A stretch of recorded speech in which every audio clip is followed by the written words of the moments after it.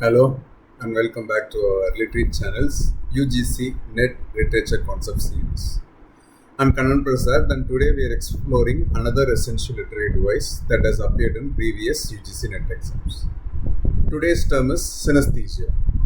This concept appeared in the July 2018 UGC NET paper and falls under our poetic devices and forms cluster. Let's examine synesthesia.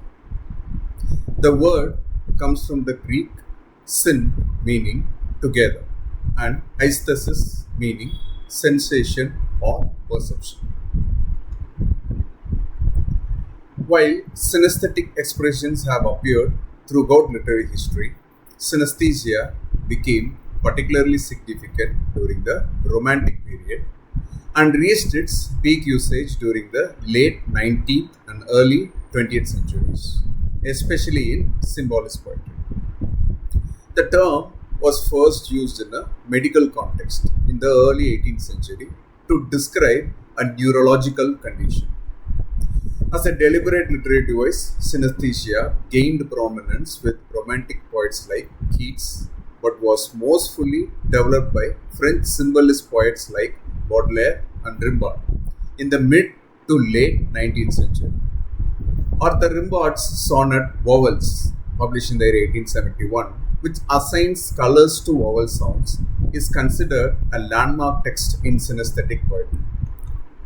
Simply put, synesthesia is a literary device that describes one sensory experience in terms of another, mixing different senses in a single expression.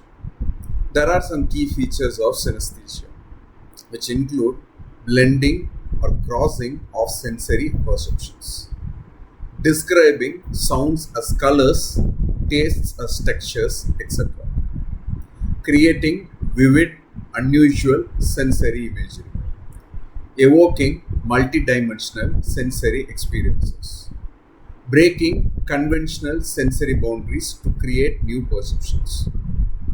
For UGC NET, remember that synesthesia is fundamentally the mixing of senses and is prominently seen in symbolist poetry as correctly identified in the July 2018 UGC NET paper. Now, let's explore some famous examples of synesthesia that have appeared in UGC NET questions. Charles Baudelaire's poem Correspondences from La Fleur de Mal, published in the year 1857, represents a synesthetic worldview where perfumes, sounds, and colors correspond. He writes, perfumes, sounds, and colors correspond. There are perfumes as cool as the flesh of children, sweet as oboes, green as meadows. Here, Baudelaire describes scents in terms of temperature, sound, and color. Arthur Rimbaud's sonnet Vowels, published in the year 1871, assigns specific colors to vowel sounds: A black, E white, I red, U green, O blue. Vowels, I shall tell one day of your mysterious origins. This is pure synesthesia blending visual and auditory sensations. In Emily Dickinson's poem, I heard a fly buzz when I died, she creates synesthetic imagery with there imposed a fly, with blue, uncertain, stumbling buzz. Here, the buzzing sound is given a color, which is blue. In modern literature, Vladimir Nabokov, who experienced synesthesia as a neurological condition, incorporated it into his writing. In Speak Memory, he describes the letter A as the tint of weathered wood and R as a sooty rag being ripped. Now let's test your understanding with a quick quiz. Which of these is an example of synesthesia? Option A, her smile was as bright as the sun. Option B, the warm color streamed across the canvas. Take a moment to think about it. You can pause the video if you want. And the answer is B. The warm color streamed across the canvas combines temperature, sight, and sound, creating a synesthetic expression that crosses sensory boundaries. Example A is a simile that's within a single sensory domain.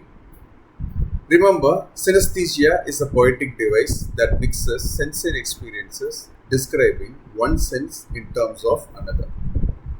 For your UGC NET exam, be prepared to identify this device and its prominence in symbolist poetry. In our next video, we'll explore another important concept from our series. Thanks for watching Literate channel. Please feel free to comment below on any queries you may have about the videos. Happy learning.